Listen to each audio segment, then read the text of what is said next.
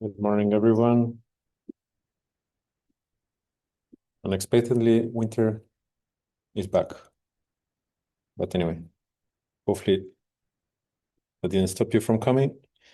So last week we saw cellular automata and discrete dynamical systems. We saw that they're relatively simple models in the sense that you can explain them to preschoolers and they can be understood. Because basically you have little boxes with different colors, and then there are simple rules that make those boxes change colors. And of course, they can be very sophisticated. Some of them are capable of universal computation. And the question of which ones are capable of that, or better said, what are the necessary and sufficient conditions for complex behavior or for universal computation, depending on how formal we want to be, are not trivial. There are some arguments that, well, there's this conjecture by Kaufman that programs are only of two kinds. Either they're simple, and then it's very easy to notice that they have simple behavior, or they are complex, and that means that they're capable of universal computation. This cannot be proven easily because actually most dynamical systems are chaotic. Well, if we explore space of all possible cellular automata or all possible random neural networks, most of them are chaotic. Then many of them are ordered, and only a few are critical or complex. And even when in theory, chaotic systems should be capable of universal computation, since they are so fragile, it seems unrealistic to try to find the right way of programming them in a reliable way, especially. So in practice, we need criticalities so that, let's say, they are not too chaotic, but they are dynamic enough so that we can have at the same time stable structures and also interactions that can generate change in those stable structures. So stable, but not too stable. So a bit of balance between both. So today we will discuss about self-organization. So we already mentioned this concept a few times. I mean, recently I was asked to write a overview article about self-organization for a new journal called NPJ Complexity. So if you are more interested about the details, you can read the article. I forget whether it's open source or not, but yeah, it might be freely available. And I mean, I have been working with self-organizing systems since my PhD, so that's what, yeah, almost 25 years. So, and so I have been using this concept a lot. So, first of all, what are self-organizing systems? What do we understand by self-organization? I mean, this is difficult to define a self-organizing system because it involves the ontological problem of defining self, the informational problem of defining organization, and the cybernetic problem of defining system. So we already mentioned a bit when we were discussing about models, the difference between epistemology and ontology, and basically what is the self? It's not a trivial question, especially in philosophy. So basically, when can we say that the system is doing something to itself and it's not just a indirect response from its environment? So that's a tricky way of saying it. And then we will see that organization can be also a bit arbitrary in the sense that it can be partially subjective and we already mentioned that in cybernetics, the boundaries of the system are definitely set by an observer. So von Forster was exploring this thoroughly. So he suggested to include the observer in the definition of the system, which led to second order cybernetics. But then you need another observer to define the boundary of the cybernetic system that includes the observer, and then it's an infinite regress, and it's not very useful. But I mean, we can start with examples and also remember, well for example, in times of Newton, Leibniz and Huygens, who were contemporaries and also a bit of rivals from continental Europe, they question Newton. Oh, you speak so much about, I forget the precise concepts, but it was something like mass, time, and momentum, or so. Well, three concepts that are basic in physics, and Newton just told, oh well, I don't need to define them, for they're well known of everybody. And it's a bit like these definitions. You might know this Justice Potter, that he was there was this trial about pornography, and then somebody asked him, "Oh, how do you know that this is pornography?" And he said, "So I know it when I see it." So sometimes in science we face these Potter-like definitions. It's like, okay, I can't define complexity, but I know it when I see it. And maybe we could say the same about self-organization, but we could start with some examples. But before, Amaury is a PhD student working with me, and he just here. He will cover for me next week. I was invited to Mexican Congress for starting a series of seminars about complexity in public administration. So Amaury will teach you a bit about flocking dynamics. Very nice to meet you. My name is Amaury, but you can call me Ama. And next week we will check some NetLogo flocking stuff. So please bring your computers, because one part of the class will be hands-on. So it will be nice that everyone has his own computer. If you cannot bring it, then you can share with someone else. But in principle, please bring it. I mean, if you want to stay, you can stay. If you need to, okay, yeah.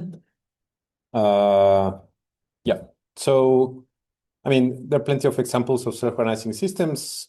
Some of the classic ones include flocks of birds, like these Starling murmurations. So there's no leader. There is global pattern that we observe, but this is a product of local interactions. And let's say next week in this voice model with Amaury, you will see how simple rules can give you this seemingly complex behavior. And very similar, we can observe in schools of fish, in crowds of people, in insect swarms, in herds of cattle, where basically local interactions lead to global patterns. Still, these are self-organization is not limited to groups of animals. We have examples also in chemistry. So, for example, crystals are also formed by self-organization. We should just notice that there's a difference between self-organizing system and self-organized system, in the sense that, for example, a crystal is self-organized, but usually it's no longer self-organizing, or it's self-organizing very slowly, in the sense that it aggregates at following simple rules, and then let's say it already stops, or scheme patterns in many animals. Let's say during development, there's self-organization, but once the animals has those patterns, they are no longer self-organizing, they are self-organized.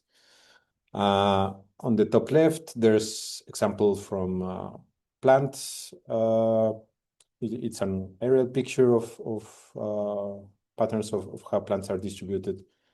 I forget which plants, and maybe it's in the desert. Lower left corner, there's some river in Iceland. It can also be described with self-organization. Growth of cities, it depends on the city. So because we have some cities that are more self-organizing, meaning that they are less planned.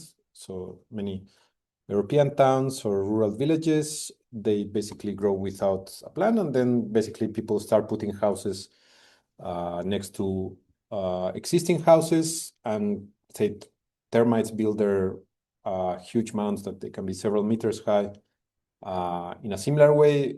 And at first it was puzzling for biologists, because it's like, okay, imagine building a cathedral without a central plan where and tells you where you should put different rocks.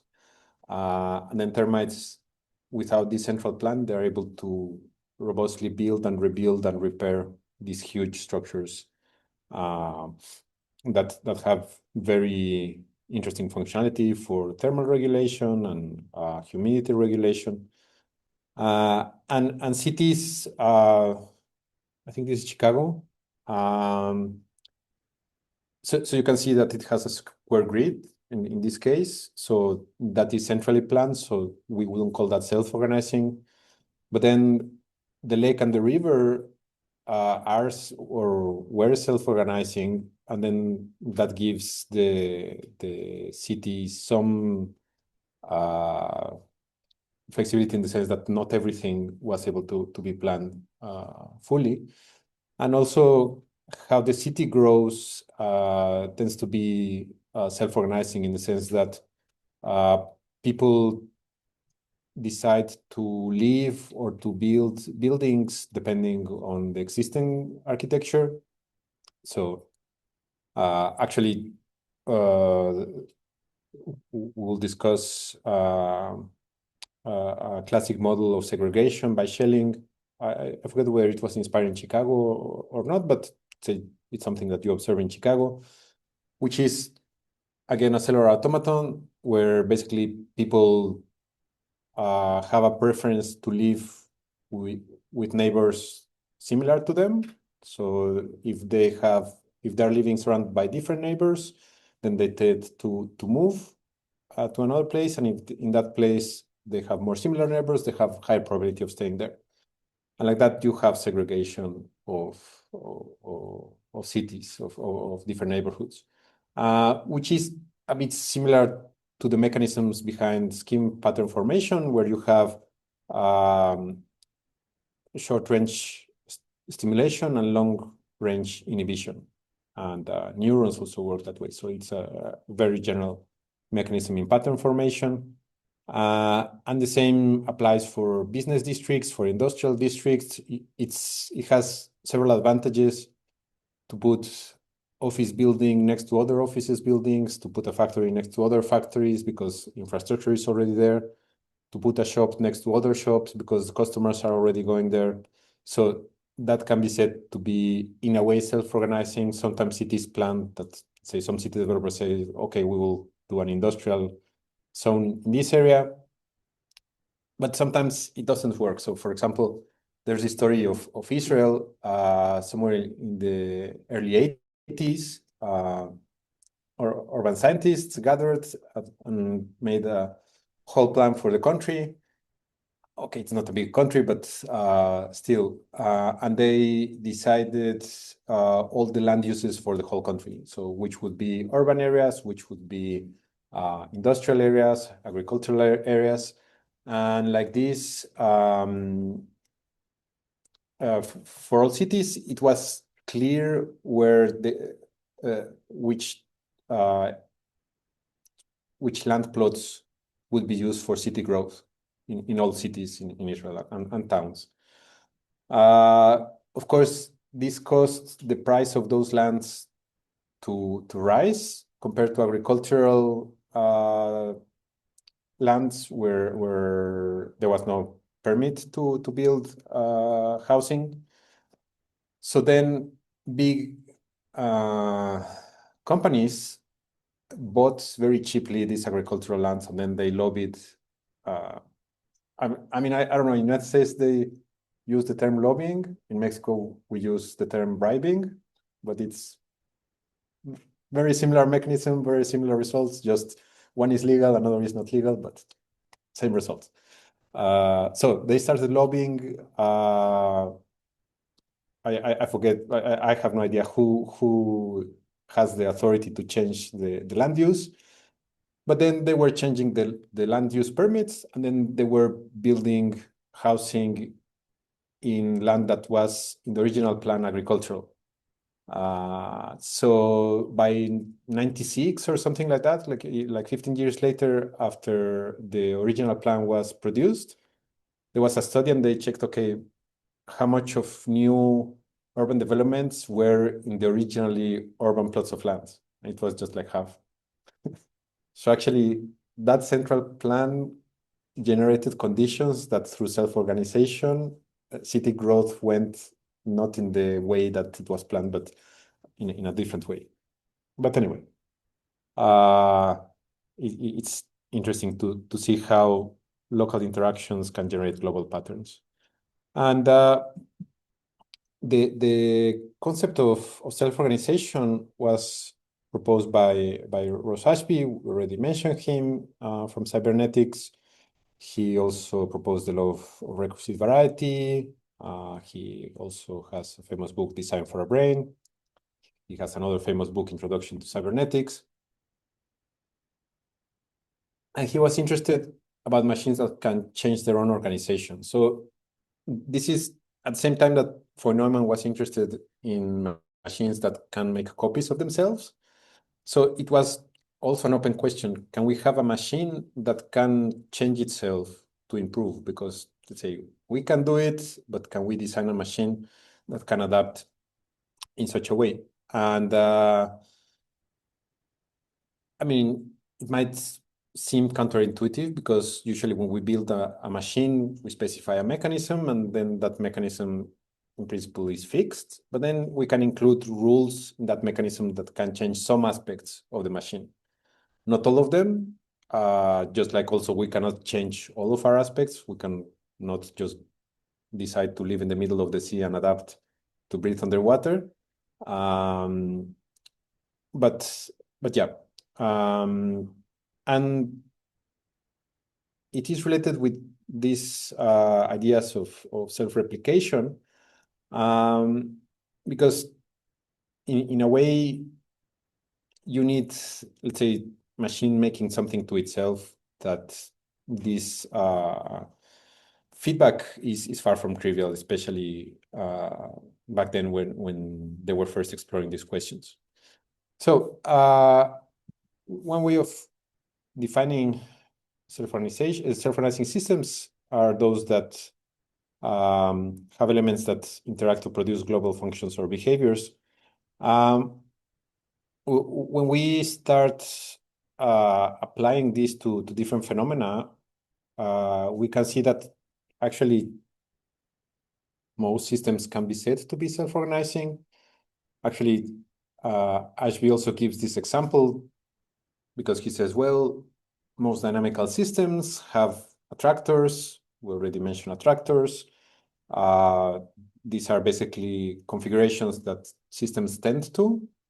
So, for example, we could also call them their most probable states. And these are tautology because we define probabilities after we observed where systems tend to. But then if we just call those most probable states, those attractors organized, then systems will be self-organizing because their dynamics tends to those states. It could be a state of minimizing free energy. It could be a state of, I don't know, maximizing profits. It depends on how we define it. We can say that almost any system is self-organizing. And much later, Stafford Beer, I think we haven't mentioned him. No, yeah, we did mention him in the first class. So he was applying cybernetics to organization science and management, and he was involved in this CyberSim project in Chile. So he has a book from 66. I forget the title, but something like cybernetic organizations, something like that. And he gives the example that if we take, for example, an ice cream, then if it melts, then its organization, according to our purpose of having an ice cream, is lost because it melts, and then it's no longer an ice cream. It's just some sweet goo. As opposed to thermodynamics, that we can say that it reaches thermal equilibrium, and we could say that it's more organization, although most physicists would say that it also loses organization because it's high entropy, and then entropy is considered to be the opposite of organization. But anyway, it's just an example to illustrate that the definition of what's organized can be arbitrary, just as we were, we also mentioned that Shannon and Wiener had completely opposite notions of what information is.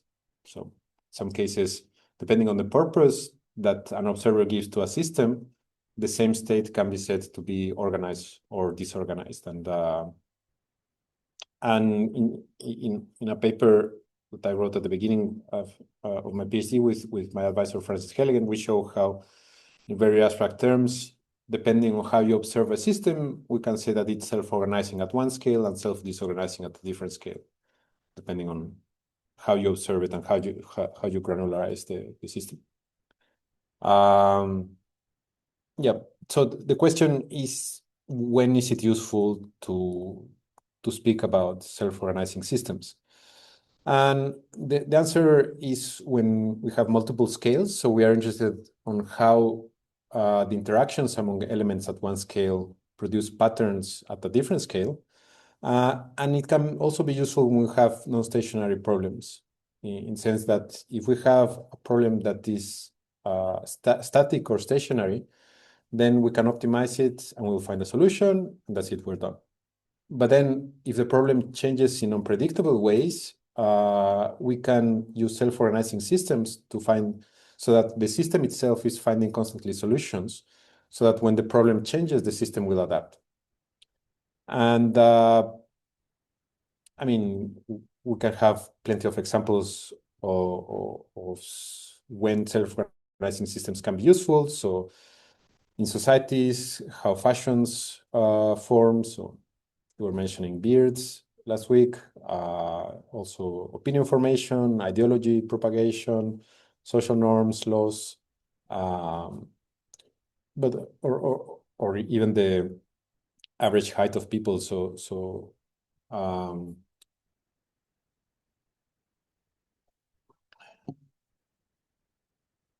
for example, in Asian countries, the tallest average are South Koreans and the shortest are North Koreans, but genetically they're the same. But then, let's say, because of all their economic situation, let's say South Koreans are very tall because of healthy during young age. North Koreans are the shortest ones.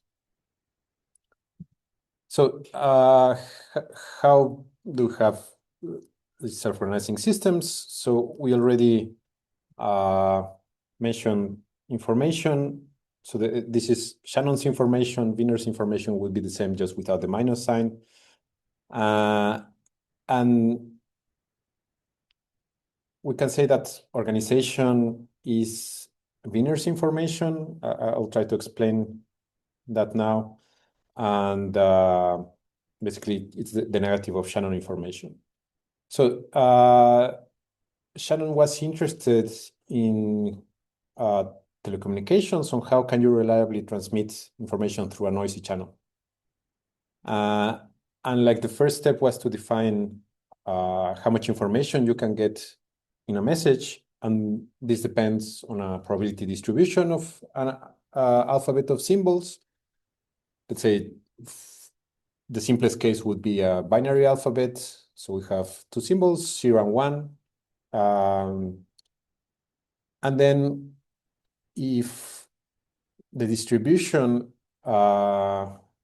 is highly skewed, meaning that we are receiving only zeros or only ones, then this equation will be zero. So because first of all, yeah, we'll have probability of having ones equals to 1 and probability of zeros of having zeros in the message 0. So the probability of having ones would be 1, but log of 1 is 0, so that is 0, and then 0 times log the 0 is also 0, so then information is 0. So the way of interpreting this 0 is that if we already know the probability distribution with absolute certainty, then even if we get new bits, they won't give us any new information because we know, okay, the next bits will continue to be ones forever.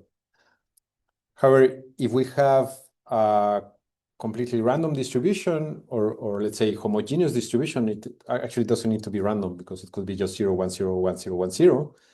And then it would be probability of 0.5, probability of 1.5. And then if we normalize it with 1 over log 2 of the length of the alphabet, that will give you 1. Well, you normalize it to 1. And then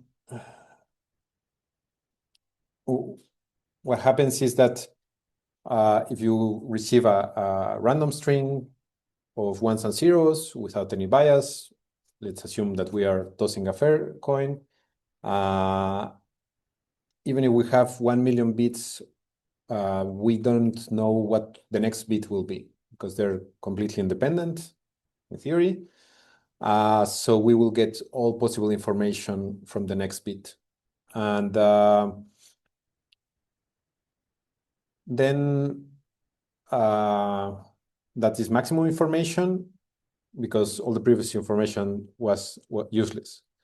Then we can ask, oh, but if we have this sequence 0, 1, 0, 1, 0, 1, 0, then I can predict what will be the future. But then it depends at which scale you are measuring the information. If we would measure it at the scale of 2 bits, then it would be base 4. And then this 0, 1 would be 1, or if we want 1, 0, it would be 2. And that will have probability of 1. So we can also measure information at multiple scales, and then we would see that at the base 2 scale, it is maximal, but then at base 4 and greater, it's minimal. So in many cases, it's useful to measure information at multiple scales. And Wiener's information, it's the same but opposite, in the sense that he was interested on how much information we already have.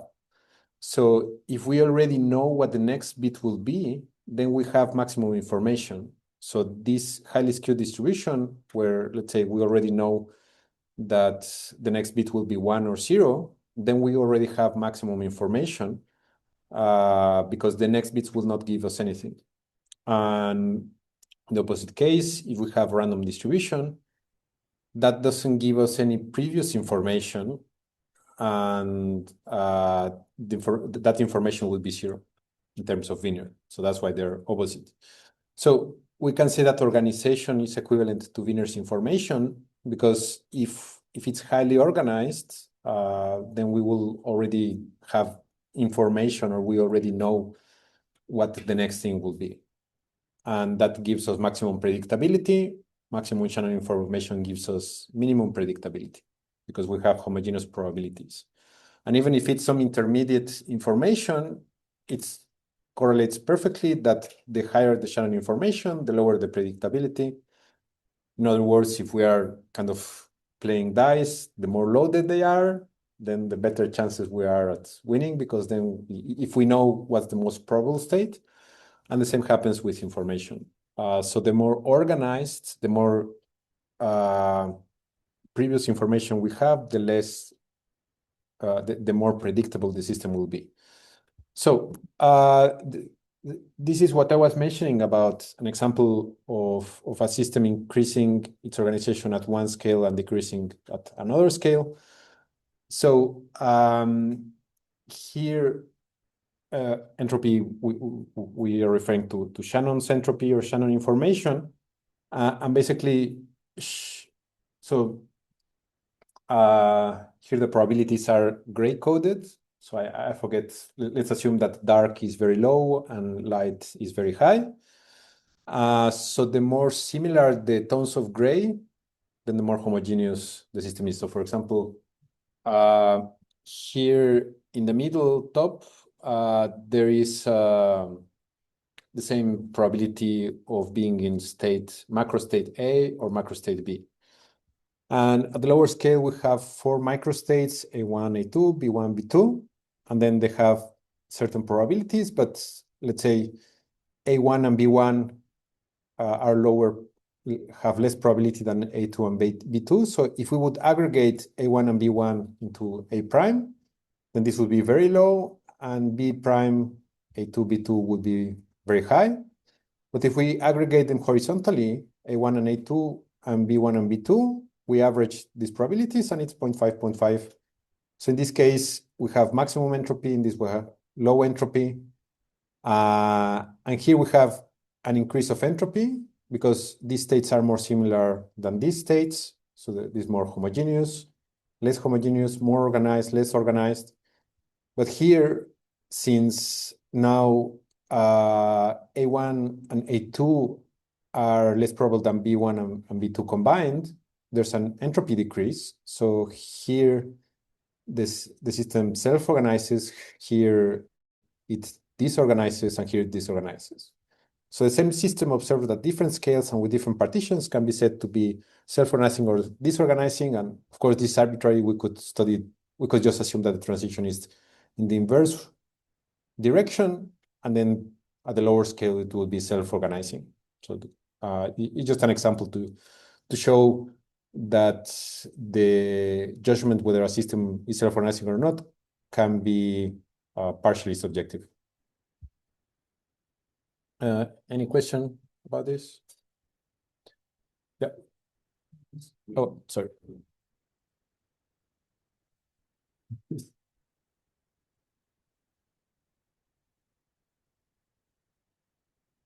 Sounds to me, self-organizing is the system seeking equilibrium, but not complete equilibrium, because there is something that keeps pushing it to reach that. So this moments of equilibrium of sorts.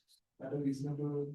Well, maximum self-organization or maximum organization in general, if we ignore the self bit, because the idea of self-organizing is that all these changes are internal to the system.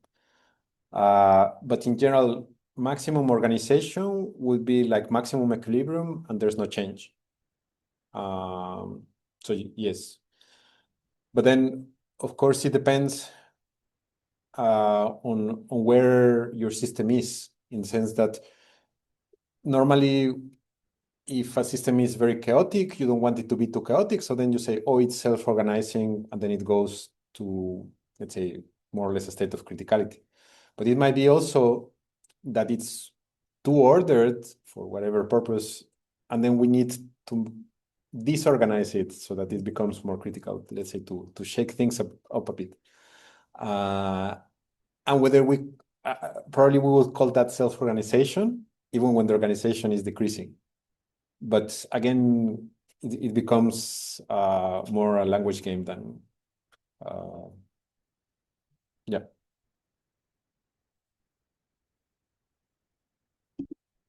Okay, so finally, why should we call why should we use the concept self-organization? Well, there are plenty of applications. I will focus on our own work, but then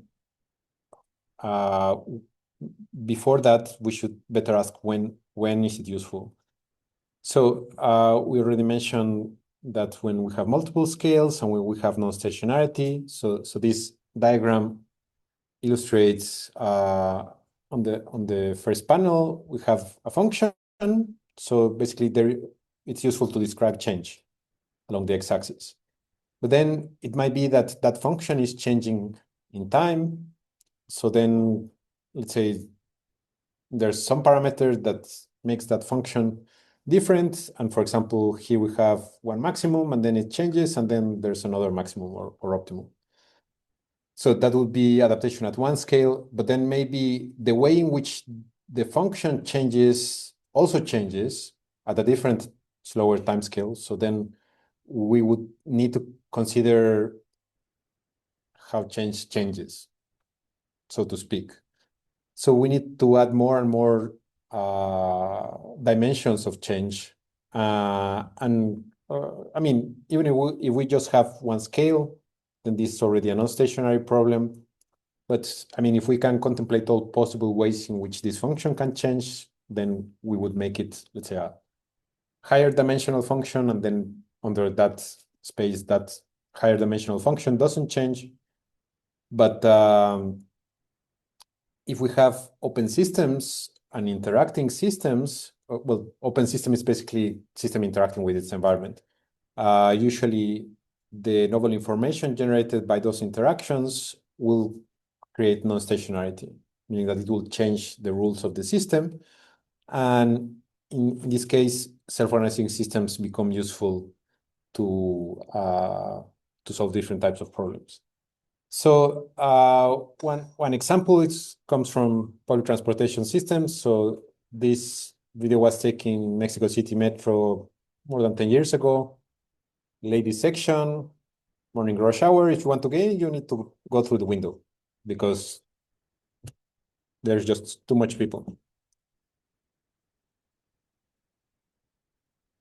And at the moment where you need most service, the behavior of people doesn't allow the doors to close and the system collapses and trains cannot move and it's a mess. So everybody arrives late. And of course, it is clear that this is not working, but then how to change behavior? Because being an individual, if you want to reach your destination quickly, you will try to get in the next train because otherwise you will arrive even later. But then if everybody tries to get in the next train will never leave. And actually, there's different techniques to get into a already full train. Those of you who lived in large cities might know this maneuver, also known as the stubborn maneuver, because one has to be very stubborn to get in where there's no space, but there's always space. So basically, you face your back to the train, and then you kind of grab yourself on the top of the door, and then you just do like this and squeeze everybody in, and then the doors will close. Yeah, so some tips the next time you go to New York City. So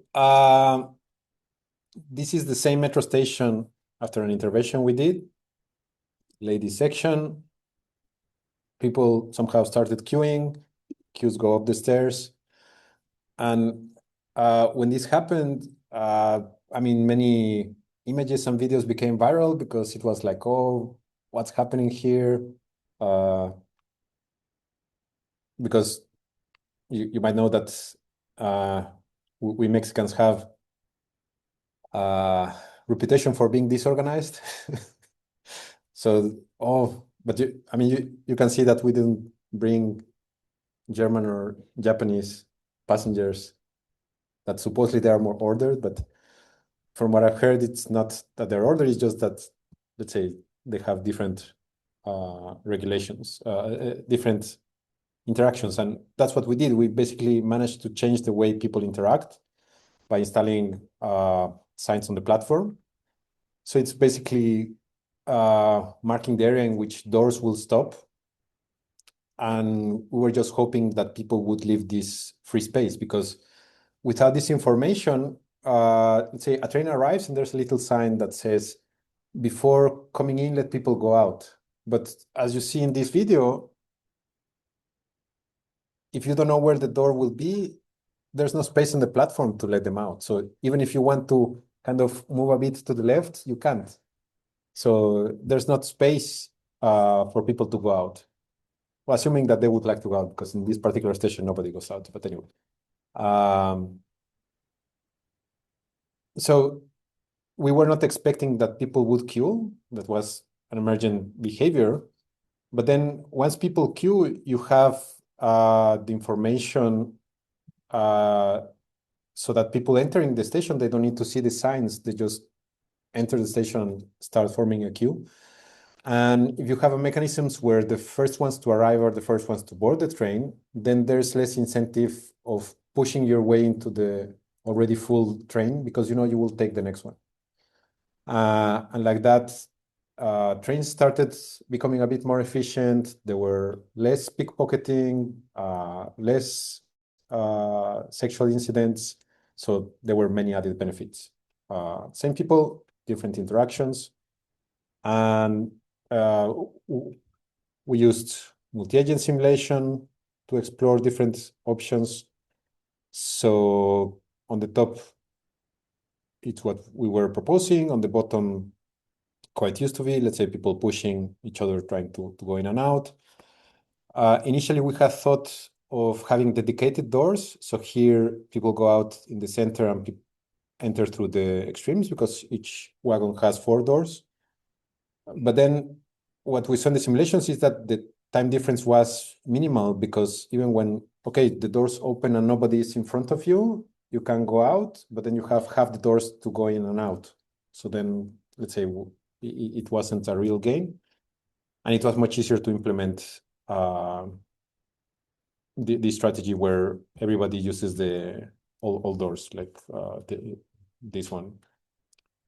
So just people leaving space for people to go out, and once they go out, they start going in. And here below, they basically try to go in and then they clash.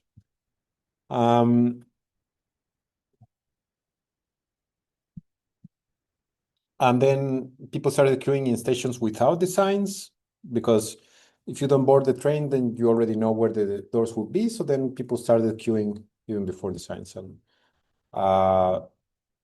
some months later, at a different station, this was another video that became viral. So this is the evening rush hour.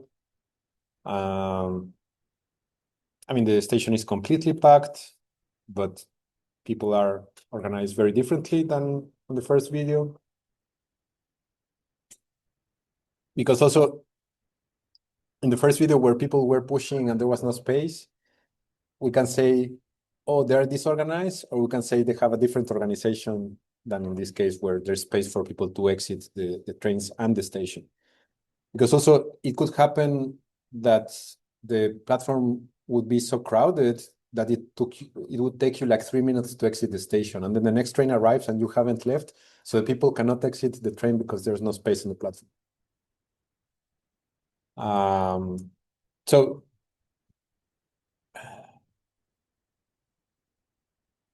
well, we can start getting a bit philosophical with this, because we can say that interactions are not matter or energy, they're more information.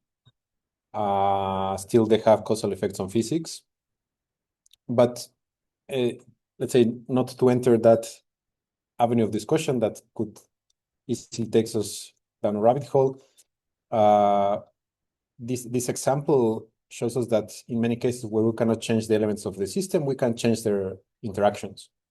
So for example, we cannot change politicians, but somehow, perhaps if we change their interactions, we could reduce corruption. In Mexico, this doesn't happen in this country, of course. And we cannot change teachers, but maybe changing their interactions, we can improve education systems. Cannot change business people, but maybe changing interactions, we can improve economies, and so on. So it's an interesting case study for even more complex systems that could be regulated with self-organization. An earlier case that I started working with still during my PhD thesis is traffic light coordination. So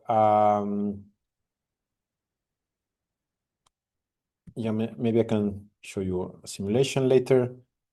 So yeah, maybe let me see if it works.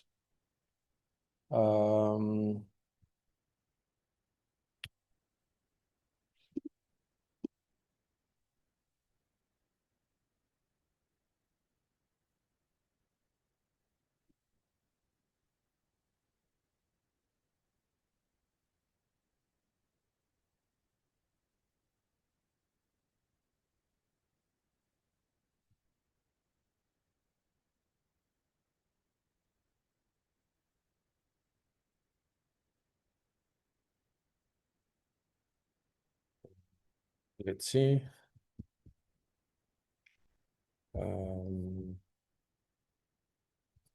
Okay. So actually, this also a cellular automaton. What do we have here? Yeah. So if you recall, we saw this elementary cellular automata. So it turns out that rule 184 can be seen as a traffic model because basically it has conservation of matter in the sense that if you start with a certain number of ones, those will preserve. Basically, these ones move to the right unless there's another one to the right. So this very basic model of traffic. Okay, it has infinite acceleration and deceleration and just two speeds, 0 or 1.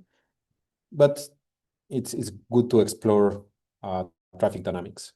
So here we have a very abstract city. Imagine section of Manhattan where you try to optimize traffic flow. So then you have green waves flowing to the east and to the south. It's not possible to have green waves in 4 directions. So that's why in many cities they program green waves inbound in the morning rush hour, outbound in the evening rush hour. And in some cases, that's better than no coordination at all. But still, here you can see that vehicles that go to the east and to the south, they don't stop because the traffic lights turn green at the same speed. So one might say, oh, that's very good. But then if we look at the velocity, it's not that good. I mean, velocity of 1 means that all vehicles are moving constantly. Velocity of 0 is that all are stopped. So 0.6 is not that good. It means that almost half of the vehicles are stopped all the time. Because those that go against the green waves, namely west and north, then they face every 3 intersections or not, they get a red light and then they have to stop, and then they get a green light and then they stop again, and they stop and they stop and they stop.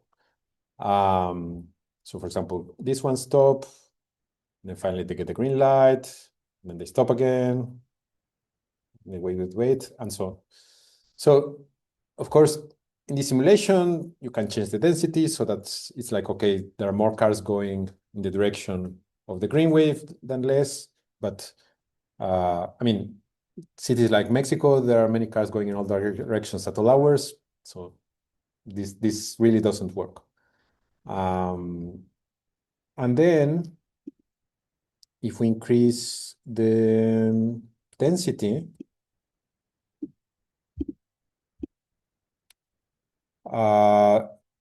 it happens that some vehicles are unable to cross the intersection, they get blocked, and you get gridlocks. And some of you might have experienced this.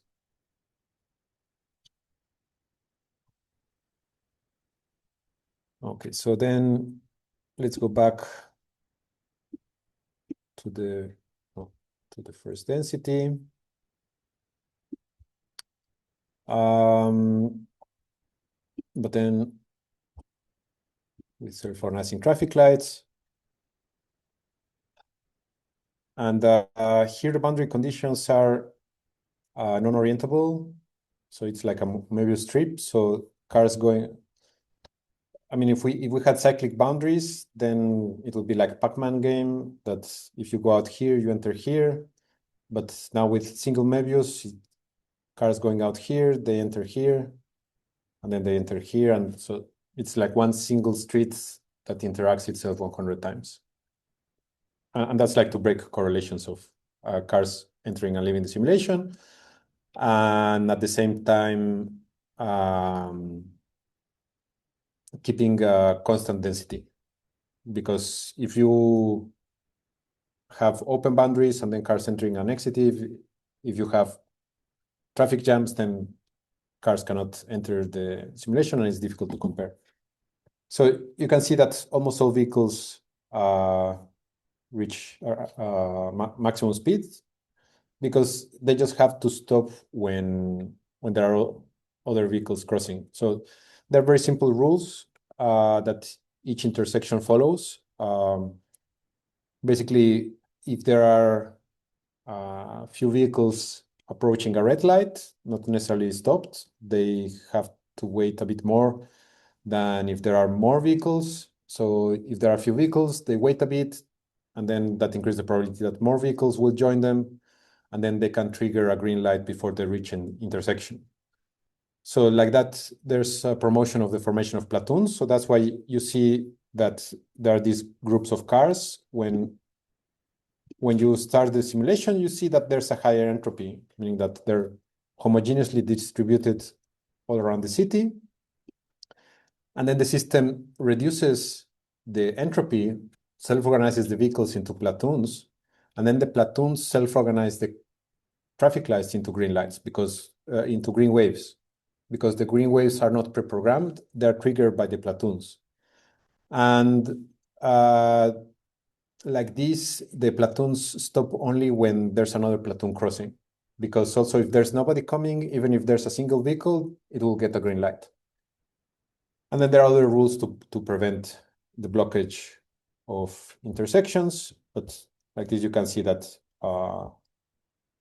with these a bit more realistic boundary conditions, if you have cyclic boundary conditions, then you get maximum speed after some time, in most cases. Of course, they're not going faster. I just changed the speed. Well, yeah, it doesn't reach quite maximum. Let me just try again.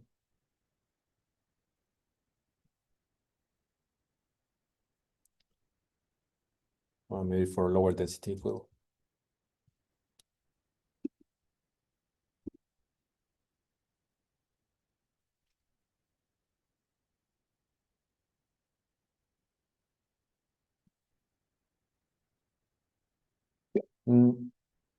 Well, I don't know, maybe when it was like very abstract conditions, it would self-organize, but doesn't matter. So, okay, if we put the density where the green wave method was already, was already reaching gridlocks, here actually we have optimum flow because all the intersections are being used all the time. So yes, the velocity is lower, but the flow is maximum, maximum possible in this simulation, which is determined by the topology of the city and some other things. So in these simulations, if the vehicles are moving, they're blue, and when they stop, they turn yellow. So then you can see the more yellow, the more stop vehicles. The more blue, everybody's moving. But yeah, I mean, if we put some realistic densities for Mexico City, let's say Friday night with rain, then you get something like this in some neighborhoods. So it's like completely full of vehicles, but still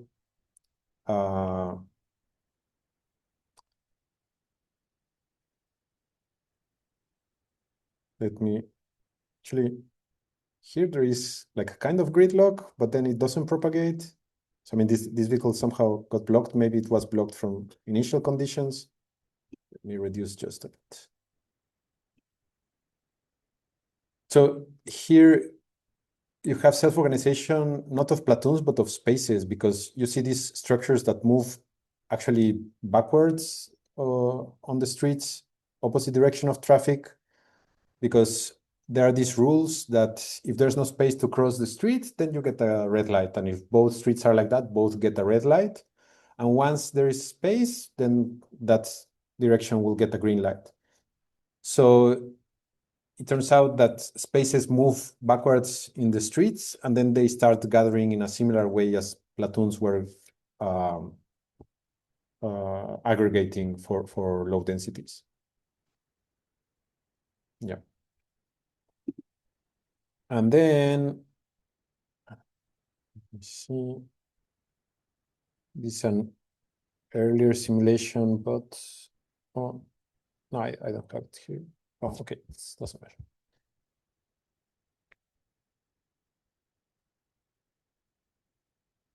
So many years later, with a PhD student, Jorge Zapotecatl, he did some simulations of autonomous vehicles and self-organizing traffic lights, and he also improved the self-organizing traffic lights, simplifying the rules. And he showed that if you had to choose between autonomous vehicles and self-organizing traffic lights, it's better to have self-organizing traffic lights, because autonomous vehicles, even when they react faster, if they are stuck with dumb traffic lights, then they won't improve that much as traffic lights, even with dumb drivers. Of course, if you have both autonomous vehicles and self-organizing traffic lights, then the performance improves even more. However, it's not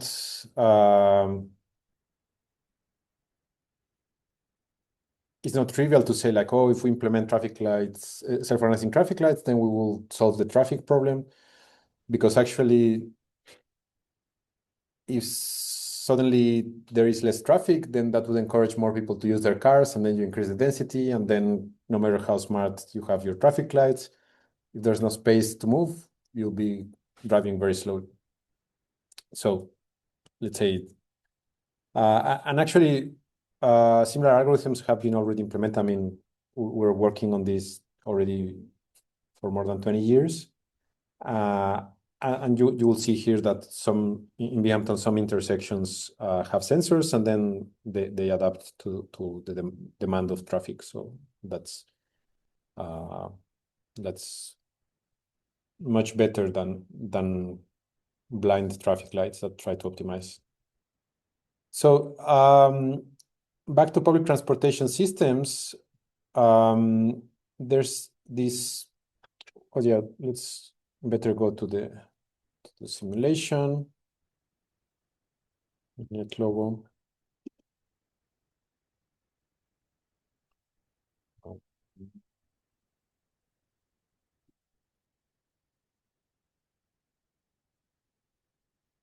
So this again a very abstract simulation of public transportation system. So imagine a metro line, 5 stations, cyclic boundaries, 5 trains, and then they start with equidistance. And theory tells us that if vehicles arrive with same intervals, then passenger waiting time will be minimized.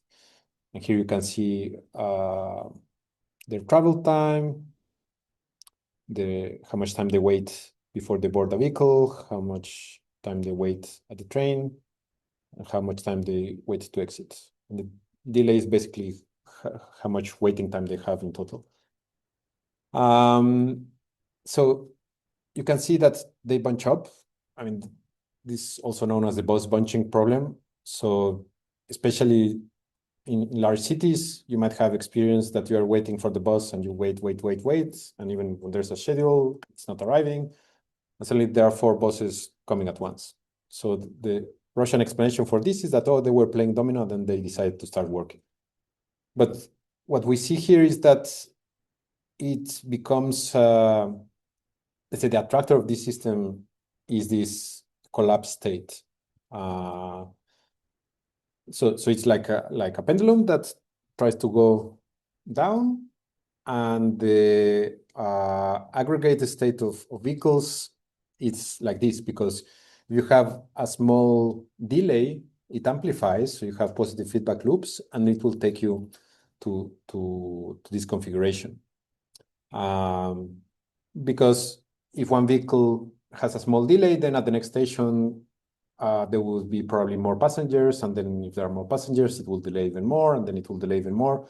And then the vehicle behind, since it catches up, there will be less passengers, and then it will go faster and faster, and then they all bunch up. And then some bright transportation engineer might think, hey, we need more trains. So, okay, we'll just add more trains.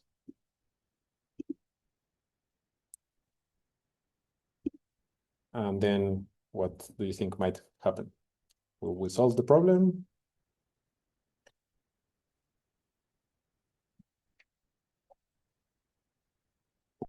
So, of course, you keep on having the same feedbacks. So again, they just bunch up. And you have twice the vehicles, but the same travel time, the same delays. After some time. And then we can say, oh, problem is that they cannot overtake because let's say they have to wait before. If the vehicle behind would be able to overtake the vehicle in front, then they would be able to attend the service. And I mean, buses can do that. So in Mexico, we have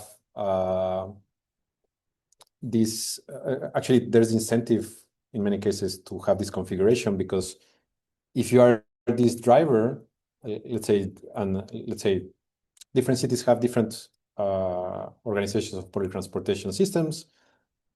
In some cities, you have unions, or the city manages the transport, or it could be private. But let's say the drivers are paid the same independently on how they perform. And there they, like in London, there they have the incentive of being these guys, because then they're just cruising behind the busy vehicles, and they don't stop, and they don't have to deal with passengers. They don't have to get the change. Well, back in the days of cash. However, there's another model in other cities where basically the drivers earn money, and that's their earning. And in most cases, their vehicles are not there, so they need to give everyday money to the owner of the vehicle. So this is the man-boss model. So usually, then you want to be this guy, because then there will be lots of passengers aggregating in the next stop, and then you will get more money than these guys behind. But then when you do that, of course, these guys want to pass you over, and then you have races of. But then anyway, independently of that, here we can just allow them to pass. So then what happens? Of course, an empty one will pass, but then they will get all the passengers, and then they will be delayed. And then another one will pass, and then they will get all the passengers, and they will get delayed. So, I mean, you don't solve the bunching. Let me reduce the number of vehicles back. So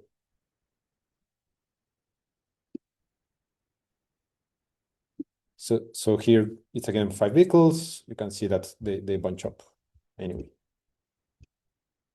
Okay, so what to do? Actually, we can just change to self-organizing. But oh no, sorry, is that okay. So let's assume that the system is already collapsed. Okay, now let's start with the same conditions. Okay. So here we have a different self-organizing mechanism inspired by anti-colony communication, where I mean the main idea is that we want to keep the vehicles equidistant, but at the same time flexible enough so that they can adapt to the changing demands of passengers and the configuration of the other vehicles. So if there's lots of time since the previous vehicle, then we want it to go faster. And if was a recent vehicle, we want it to go slower. So they kind of adjust their distances and they're more or less equidistant. And here you can see that they're not equidistant. And we're using this idea of antipheromones because yeah, I can show you the pheromone model in NetLogo in a little while, but let's say for foraging, ants leave trails, chemical trails, and then they go back to their to the colony, and they leave a pheromone trail, and that's used by other ants to go to the food source in a so-called stichmergic way. It's like a fancy term for referring to communication through the environment, because they don't communicate necessarily directly. Sometimes they do communicate directly, like they antenna to antenna, and then they gossip about many things. But if they leave these pheromone trails, which is basically like a perfume, then they can self-organize to efficiently collect food and also other type of collective decision making. So here we use this idea of pheromones, but we wanted the opposite of pheromones because traditionally an ant walks and leaves a pheromone trail, and then the pheromone evaporates. And what we wanted was the opposite, that the vehicles erase the pheromone trail, and then the environment increases the antipheromone concentrations. That's what you see here. The vehicles are erasing the antipheromones, and the brighter the green, it means that there is more time since a vehicle passed. So it's basically a timer, and when the timer is am I muted?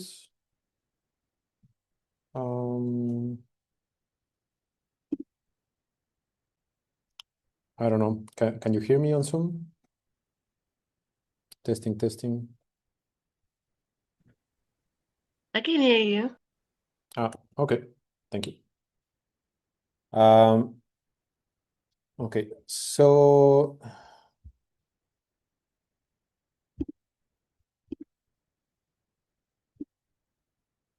bring the chat here. So this basically allows vehicles to keep similar distance, but they're not equidistant. So, however, let me go back to the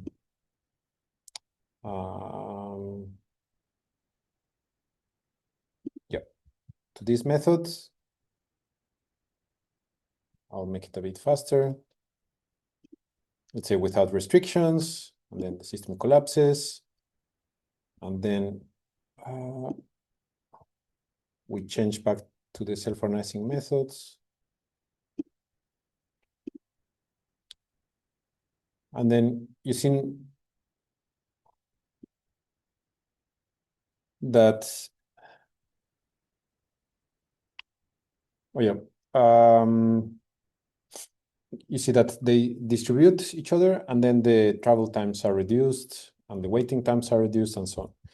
But then we can force equal headways. So basically in this method, we start with equal headways, and basically vehicles don't care whether there are passengers at the station. They just wait for a certain time and then they just leave. So like that, you can keep equal headways. And the theory tells us that, and of course the time waiting should be proportional to the passenger demand. Otherwise, then you have lots of passengers because the trains will not be waiting for them. But let's say, in theory, this should be optimal. However, with the self-organizing method, Okay, let it go faster. The delays go even lower because of the slower is faster effect, in the sense that passengers do wait more at the station. So is the entrance waiting time. This increases, the violet one here. That increases because you don't have equal headways. And that's what the theory tells us, that passengers will wait less at stations if you have equal headways. And here you don't have completely equal headways. However, the waiting time in the train is lower, and then slower is faster. You end up with slightly lower delays or and travel times. And not only that, if we start with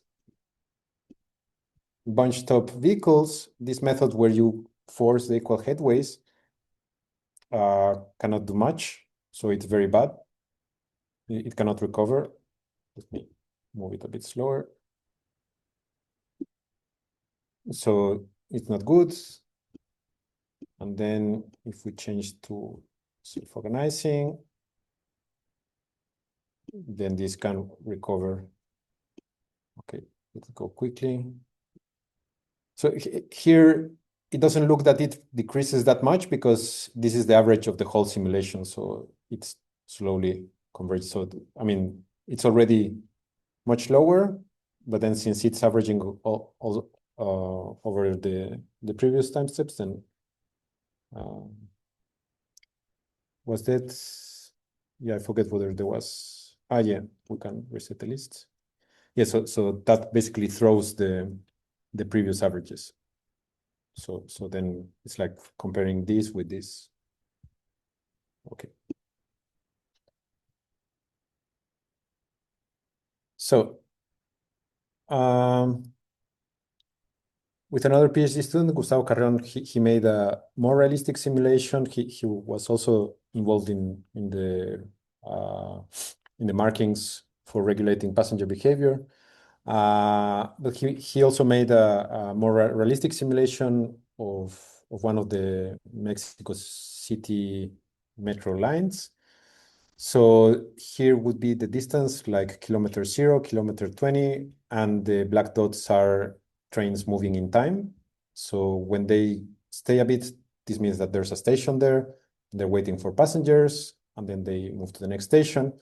And let's say without any regulation, here we have a 15-minute suspension of service. So then the vehicles cannot move and they bunch up and they don't recover. And here with the self-organizing method, since they try to keep equidistance to the neighbors, the vehicles in front of the disruption start slowing down. And let's say even several vehicles in front start slowing down. So when the service is recovered, more or less in 15 minutes, again, the service is back to normal. So it's not only adaptive at short time scale, but also long time scales, and it's very robust. And with Hungarian colleagues, we did something similar for 3D traffic. So imagine quadcopters. I mean, actually, I don't think we'll ever get this because a strong wind just takes quadcopters very far. So, but anyway, let's assume that somehow that problem is solved, or maybe in some indoor scenarios, you could have some traffic of flying vehicles, autonomous flying vehicles. However, you can solve this problem optimally because, of course, you need some sort of regulation. But if your density is so high that they would need to stop, then you just start forming new layers of traffic.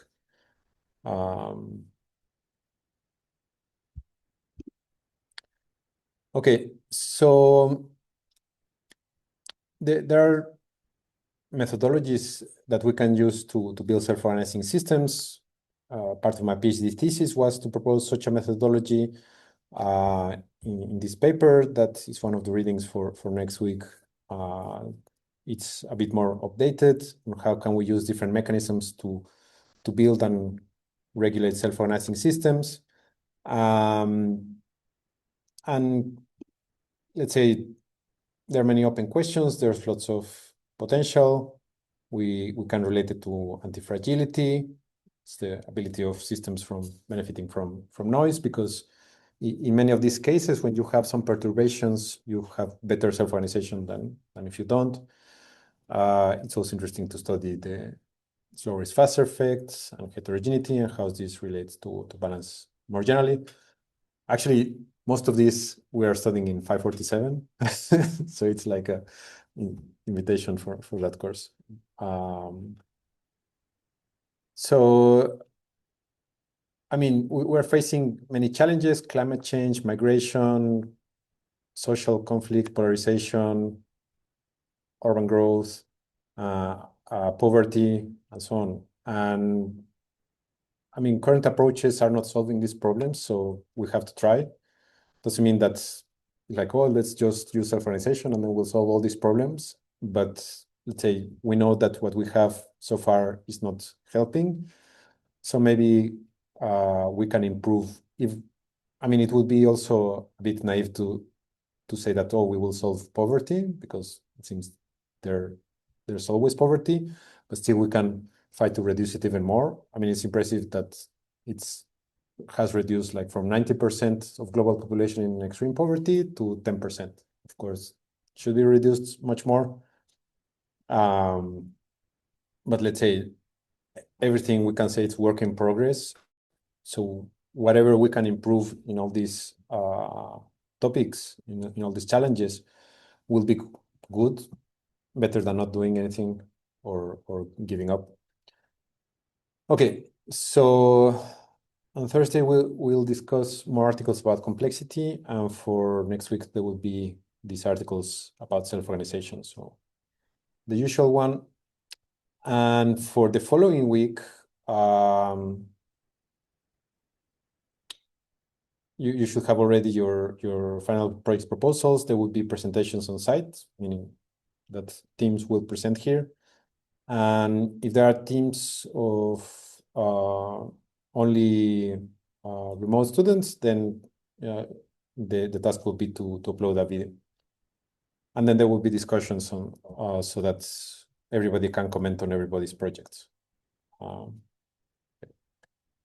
Questions? I have two questions. One was from the train boarding and deboarding examples.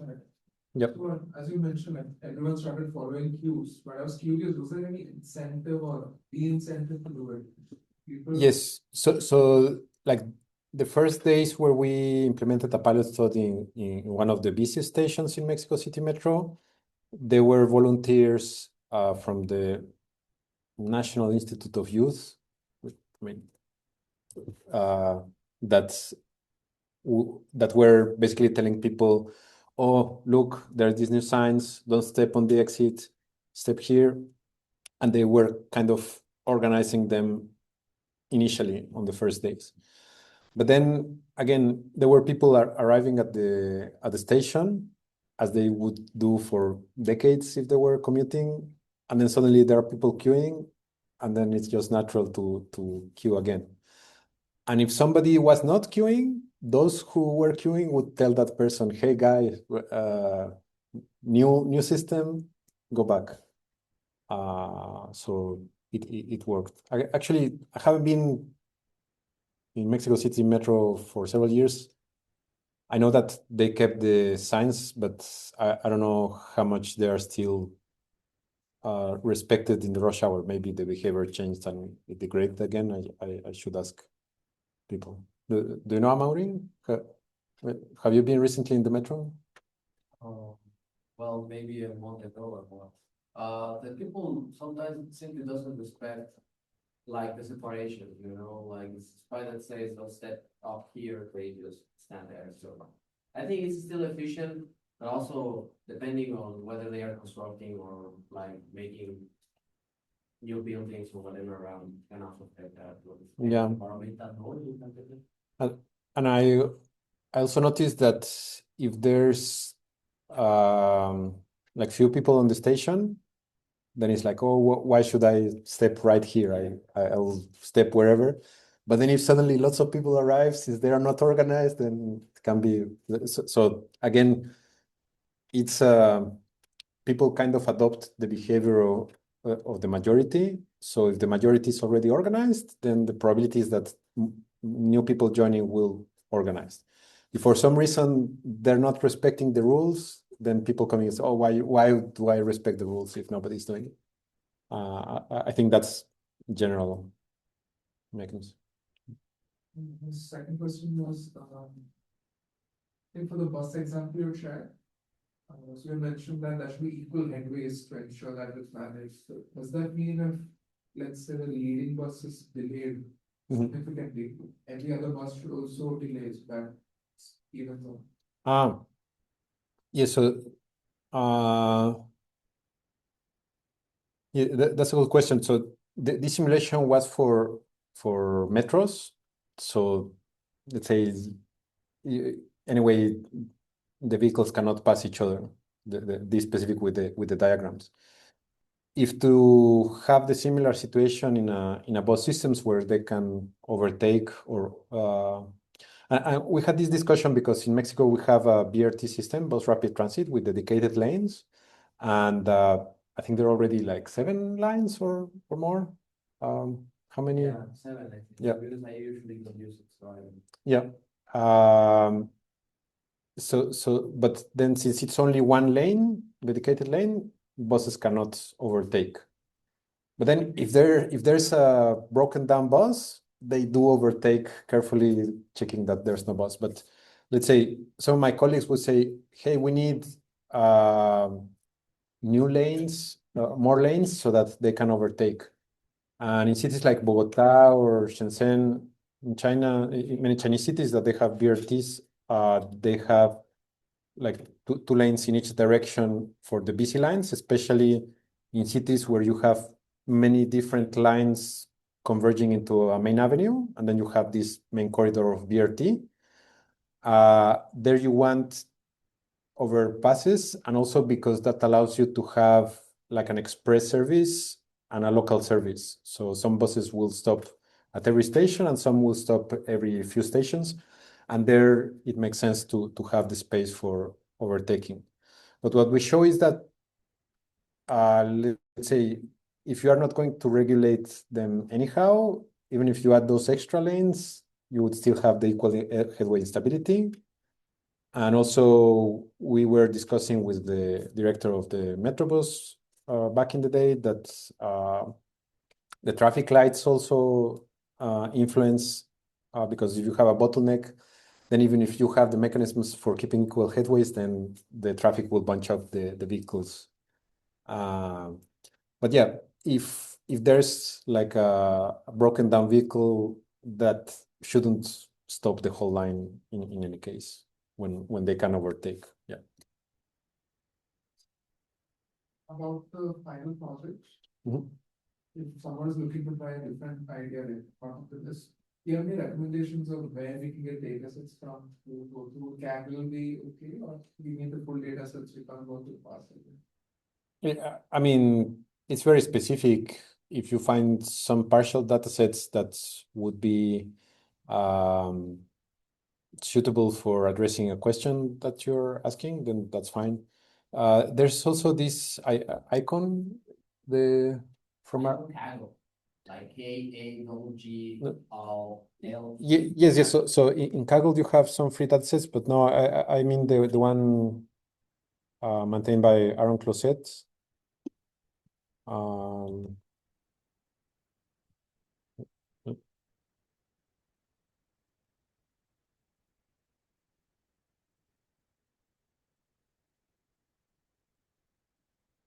Yeah, so it's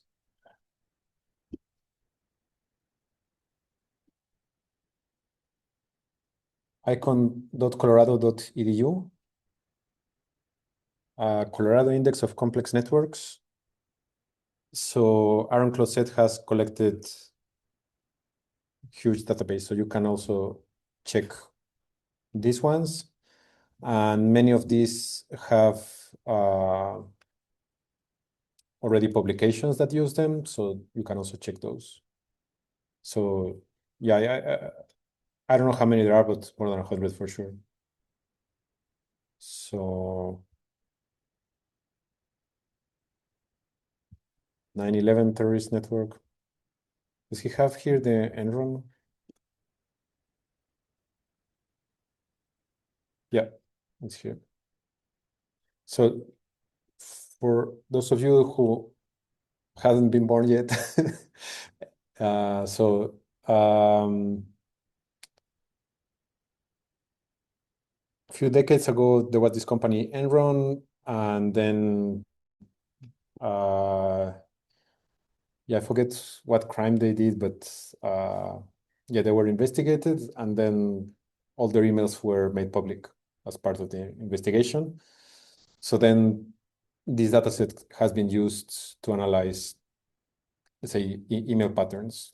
Let's say who was emailing to who, how this was changing day by day, and things like that. There's the Epstein files.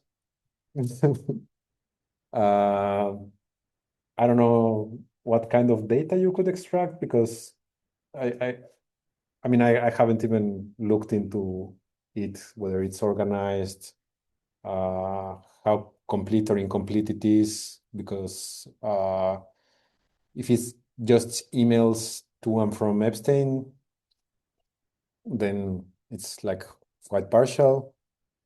If it's emails from a larger network around Epstein, then it might be more interesting. But, and also,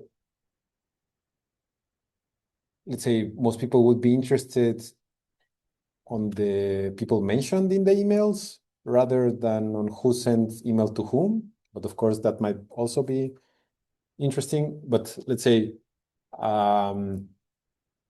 yeah, if you can come up with some idea, I'm sure it would be interesting. And yeah.